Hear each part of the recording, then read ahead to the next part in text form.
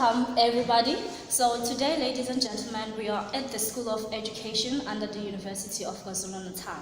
And today we will be talking to senior students who are doing their bachelor's degree of education. And today they will be telling us more about gender views. They'll also touch on some theories, specifically the conflict theory and the functionalism. So everyone, may we please welcome Dimple. Welcome to the show. Thank you. Thank you for having me today.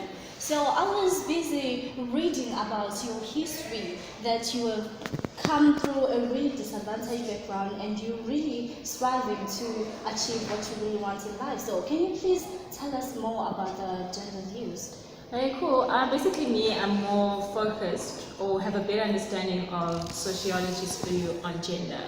So basically I can just tell you, define for you what gender is based on my understanding as a sociologist. Before I begin, I'll first explain what we do as sociologists. Yes, basically, we basically discover or explain social interactions between human beings. So that's what we are focused on, learning or developing and understanding is people's social understandings and social behaviors.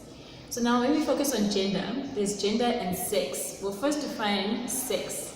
Sex is basically your physical attributes. So for example, in this poster you have behind us, this little boy here, well, the fact that I called him a boy is basically because of his physical attributes. So you can see that he has a penis, which obviously is what we would define what a male would have.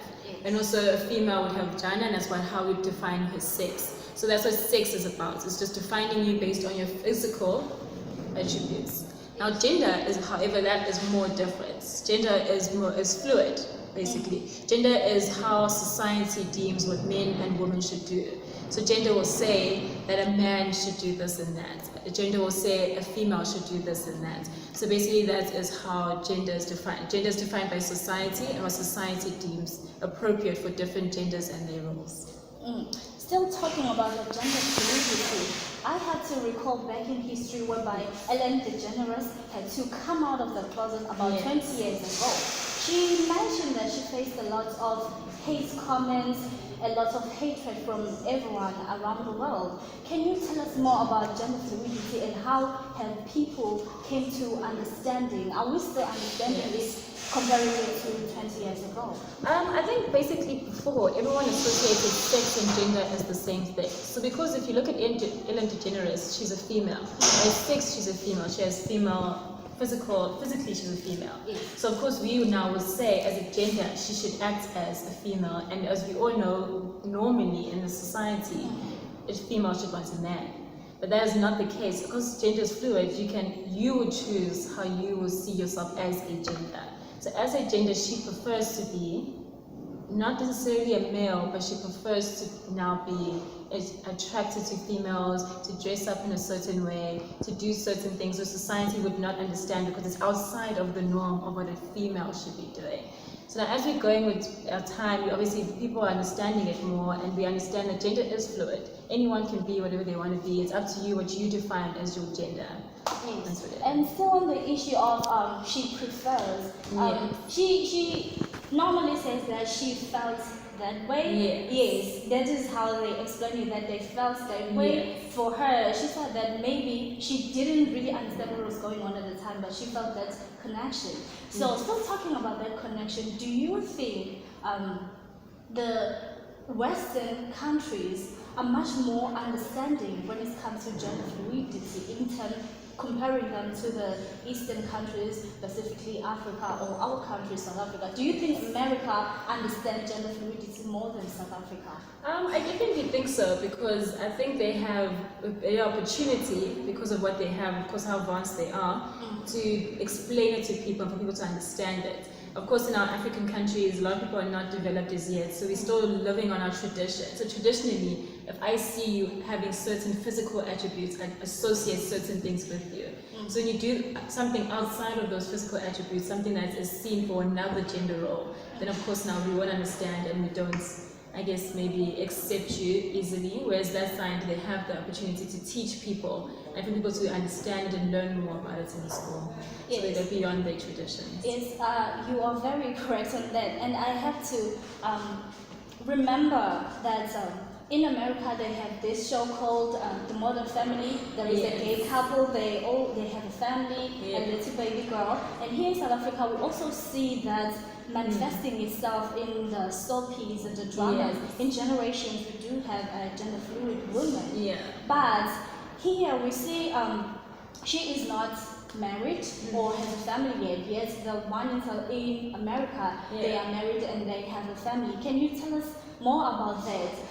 Is South Africa still I think because on baby steps and understanding? Yes, I think so, because I think you can't just come to someone and just full force give them everything. So I think you have to slowly just bring them into, okay, I understand you as an individual, you fluid. Okay, cool, I understand you have a couple now. Oh, okay, cool, you guys want to have kids. So it's like a baby step to letting everyone take it in slowly. Because once you just give it to people full force, I think that's when people don't really understand and are against you now, because you're not giving them a chance to slowly get into it.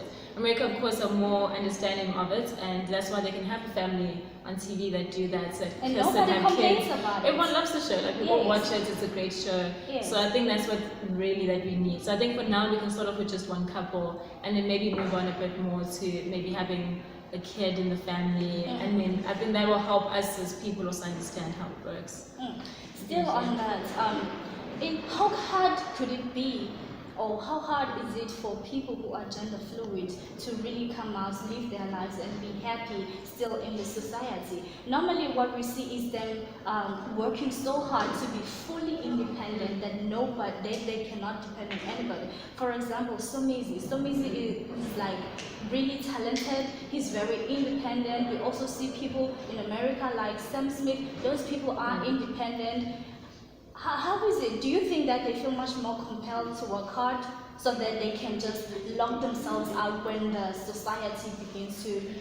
It's possible. I think because society has certain norms that it has, so certain things that they believe you should be doing. So now if you want to go outside of the norm, unfortunately I would believe you would have to work harder to be in that spot. So if I was gender fluid and I decided that I'm lesbian now, for me to succeed, there's so many barriers that will hold me back. So I always have to work harder than the other person to try and make it now, because society already is holding me back by how I express myself and how I see myself.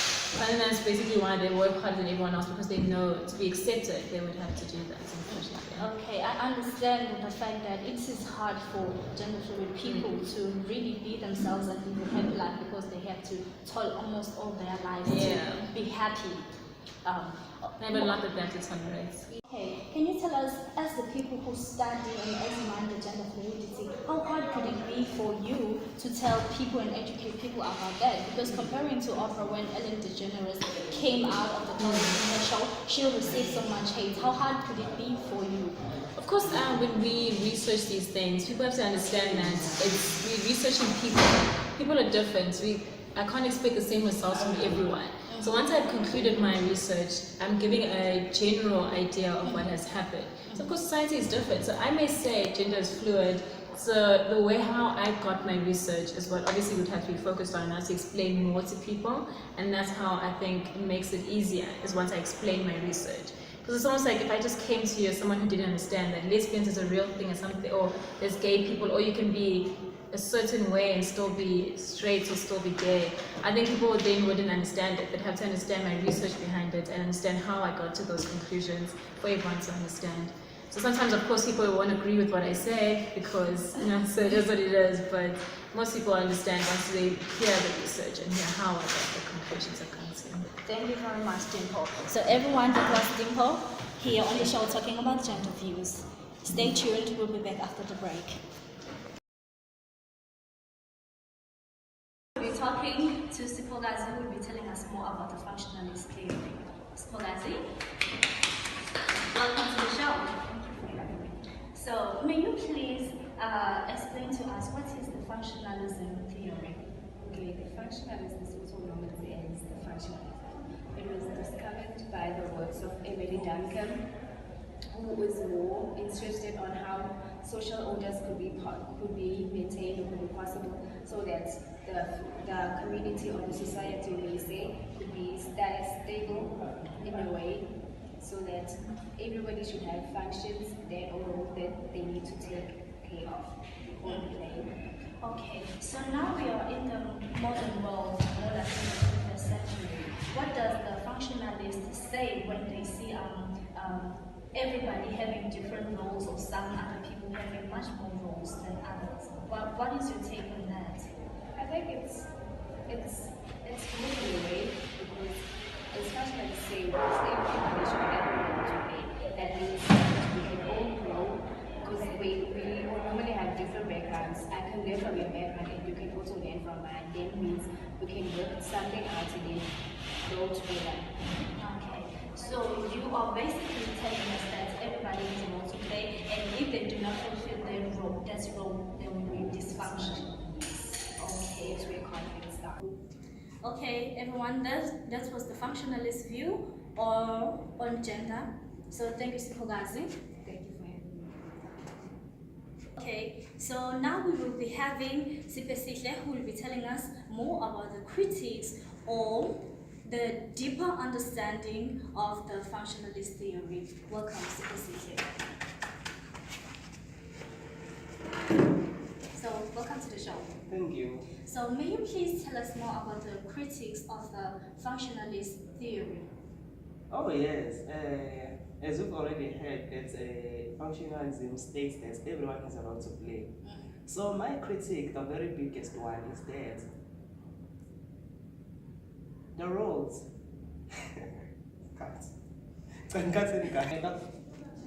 as you've already heard from the previous speaker, that functionalist states that everyone has a role to play. And then in general, who decides what role in the society? And you find that there are roles that are attached to certain gender or sex. And then my critique is that maybe I am a male and I prefer to do a female role. You understand? Yes. And then by this, it means that I'm defying the theory of functionalism. Now I'm not performing my role, I am performing your role. But then I do like to perform that role. Understood? And then the roles, the issue of the roles everyone having a role, I think sometimes it becomes unfair because you find that certain people have more roles to play than the others, and other people have less roles to play than others. And for example, in the household, you find that a man is only working. Like his job, his role is to wake up and go to work. And then when he's going to work, who is preparing for him to leave? Oh, His we wife. do. Yes, the wife has to wake up, run a bath for him, make sure that his clothes are ironed, and then only what he has to do, he just has to wake out and then he just has to wake up and bath and then leaves. And then a woman is left at home for the rest of the day. All the house chores are left Yes. for a woman. You understand? Yes, I And then you find that even when the man is around, he wants help a woman because he believes that it's her role to play. Like now you find a woman busy feeding the child and then busy cooking, and then you find that a man is also instructing the woman to do this and that. You understand? So the issue of functionalism, that roles are not always that. I think that's how the conflict theory came about, because that issue you will find that the man abused the woman's role. Now that the power they have over women and their roles, they start abusing it, so then the conflicts will arise because the woman will question, why do I have to do all this thing? Why won't you help me? And then the man will simply say, it's your role, and the functionalism will second the man. So I think that's the greatest critique of functionalism. Okay, so basically, functionalism, it is defying the roles that have been delegated to us by the society regarding our physical appearances. That you're a woman, you have to clean, you have to cook, and do everything for our husbands. So thank you very much for that take. Thank you for having me on the show. Thank you. Sure. Okay. Okay, everyone, now welcome back. Nonhlanhla will be telling us more about the conflict theory and its history. Please, welcome. Thank you for having me. So, may you please tell us more about the conflict theory also. Okay, thank you. Today I'll be speaking based on the theorist. We have Karl Marx, Max Weber, and Charles Wright. Mm-hmm. So they argue that conflict theory comes with people in society feeling that men are dominant and women are subordinate. Mm-hmm. Karl Marx argues that gender inequality in politics, that in some cases women earn less money than men because they are a marginalized group. Mm-hmm. And Max Weber speaks of gender inequality in societies, in religions, and in education. So meaning that, and in some religions that we have beliefs that there are certain things women cannot do that men do, and there are certain things that men cannot do that women do. And Charles Wright speaks of a different interest in a certain individual. For example, if I have certain interest that I'm Christianity and that maybe you are a Hindu, that we don't socialize together because we have different interests. Meaning that I socialize with the people that I share the same interests with and the same views with. That's basically what it is. Thank you very much. So the conflict theory history, she was drawing back on the origins of conflict theory, the people who came up with the theories and how they came about to defining them. Thank you very much for that. Thank you. Okay, so now we will be welcoming Sian Dumisa, and he will be telling us about the conflict theory. Sian Dumisa, please welcome. Thank you. So, can you please tell us about the conflict theory, what it is? Conflict theory has been drawn from the functionalist theory, where the roles of the man and the roles of a woman is being stipulated by the physical traits that the man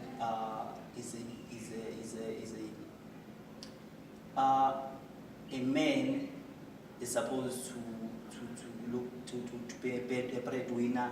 A female has to look for children at home and look after the household as a whole. But given that there's been the tug of war, as it's been stipulated by the chart here, there's been a type of war between the woman and the female, and the men and the males, where the roles that we, both you and myself, play within the society are stipulated because this is the way that I look, or this is what, without considering the fact that I may be gender fluid, because we are talking about gender here. Yeah. I maybe look like a man, yet I feel or I am sexually oriented as a female. Yes. So in that case, there is constantly a type of war within me or by myself, where I say, okay, but I'm sexually oriented as a female. Why? But the society feels that I need to go and look out for cattle, or I need to look out for go and do outside chores. Yes. Yes, I do like doing in-household sort of chores.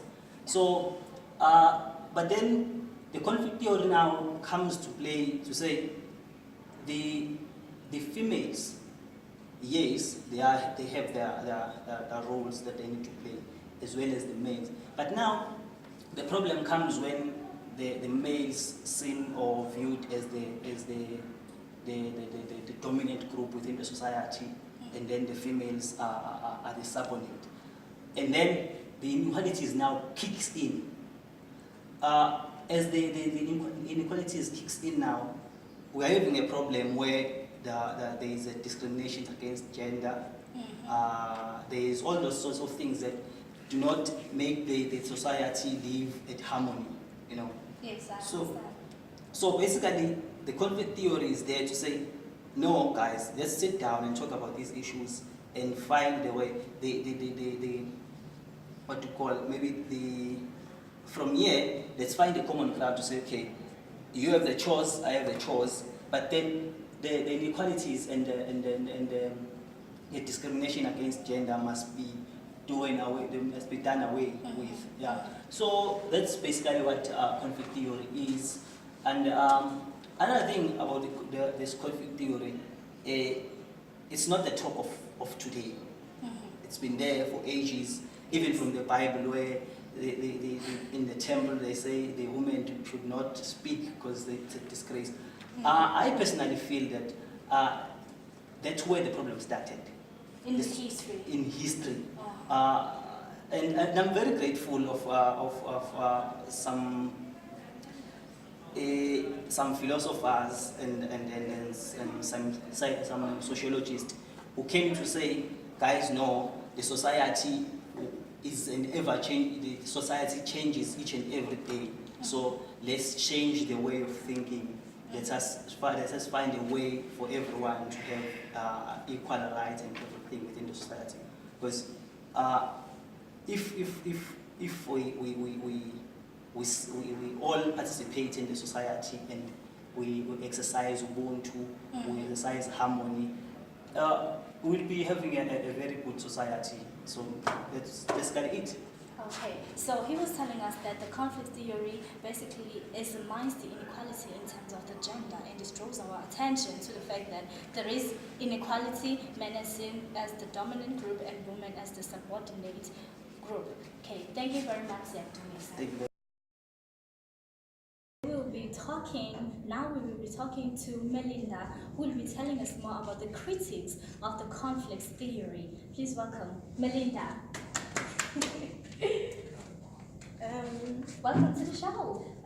Thank you, Nolazi. Your colleagues had been talking about the conflict theory. May you please tell us more about the critics of the conflict theory? Okay, previously when I was listening, I heard Notlandla stating that conflict theory states that there is a subordinate group and a dominant group.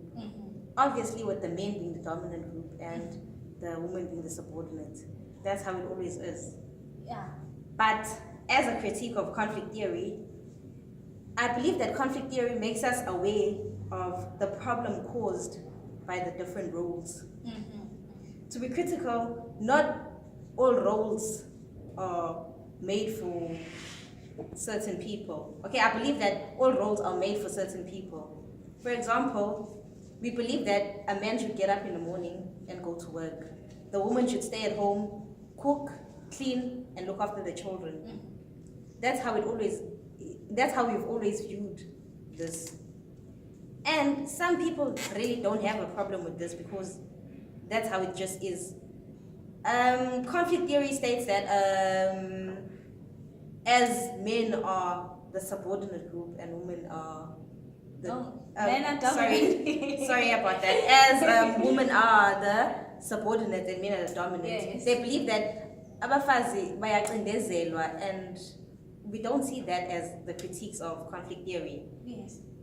And for example, as you see this picture, the virginity testing, we believe that virginity testing is supposed to be performed by young girls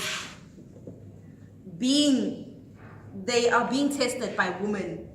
As you can see, it's just ladies here. There are no men. Yes. And I believe that men, you can't tell a man to test a woman. It just doesn't seem right. To do the fertility testing. Yes. Yeah. Okay. So basically, she was telling us about the critics of the conflict theory. That is basically tells us that there is the inequality in terms of gender, whereas in some other cases, a specific gender role can be defined or given to a certain gender, and there is no inequality in terms of that. She made an example of the virginity testing, that it is okay for women to perform the virginity testing, to be the one who test or groom women to being the grown-up women. So technically she was saying that you cannot assign a man for the role of virginity testing. So that is what she was saying, right? Yes, some roles are better performed by a certain gender. Thank you very much. Thank you very much. This was Melinda on the critics of the conflict theory. Thank you. Okay, everyone. So now we have had our students who have been telling us more about the gender views and also who have touched on the theories. We learned that gender views, in terms of gender is defined by not only the physical appearance, but there is also gender fluidity. They explain to us more about that. We also get to know about the functionalism theory, that everybody has a role to play in the society or at home, and that the critics of the functionalist theory is that just because you are a man doesn't mean you only have to provide for your family. Just because you are a woman, you don't only have to stay at home and look after the kids. Anybody can perform different roles. Everybody can be flexible and move around the roles at home and in the society. We also learned about the conflicts theory, which drew our attention to the inequalities in terms of gender, that women are the subordinate group and men are the dominant group. We also had the critics of the conflicts theory telling us that it's not necessarily always like that. The case is not always like that. Some gender roles are better performed by that gender. They made an example of virginity testing, that you cannot assign a man to do virginity testing or grooming women to becoming all these from women who are matured and open-minded and understanding. So that was our talk show today. So right now, I have to ask you, if you have some questions, some new understanding, please forward your questions on our Facebook page. So that is all for today. We are here in the School of Education under the University of KwaZulu Natal, and this was our take on the topic of today, which is gender. Thank you very much, and I am Nolwazi Pasha, your host.